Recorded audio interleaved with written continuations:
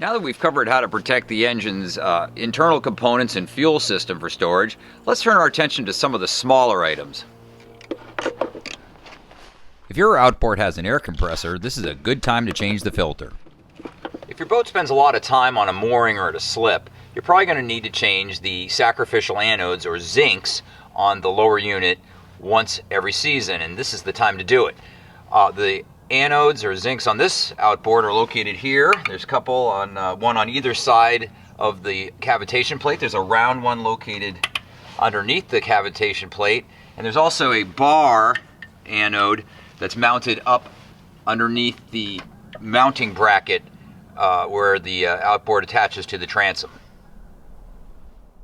If you have a two-stroke outboard, you'll need to change the small inline filter on your oil line. Next, add grease to all the fittings on your outboard using a grease gun to force out any water.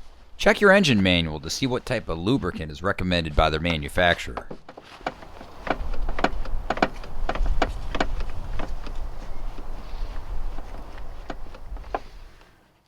Apply some Teflon grease to the balls of the trim tilt rods to prevent corrosion during layup. Rotate the balls to work the grease into the sockets.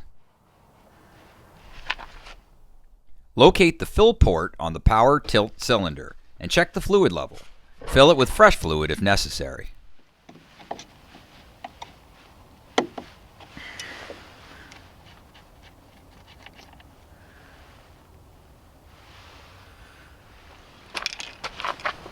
One other thing I like to do before putting the engine away for the winter is to coat it with some heavy-duty corrosion inhibitor, like this stuff made by CRC. Bow Shield also makes corrosion inhibitor. Simply spray this on the power head, covering all the electrical connections and exposed metal parts, and it protects it nicely through the winter.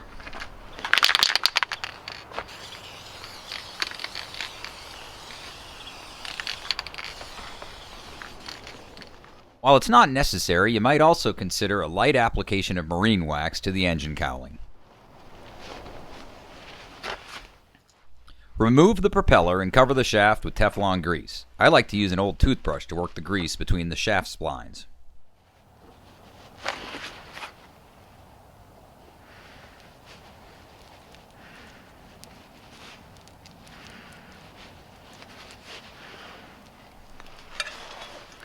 This is a good time of year to inspect your prop for signs of damage that may occur during the season, and also to look around the shaft for any old fishing line you may have picked up, which can damage the prop shaft seal.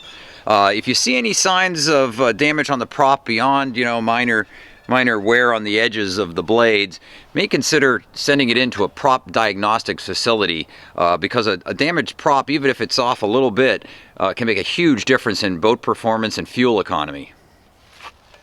Oh, and one last thing to remember before putting your outboard away for the winter. Always store it in a vertical position so that any water can drain out.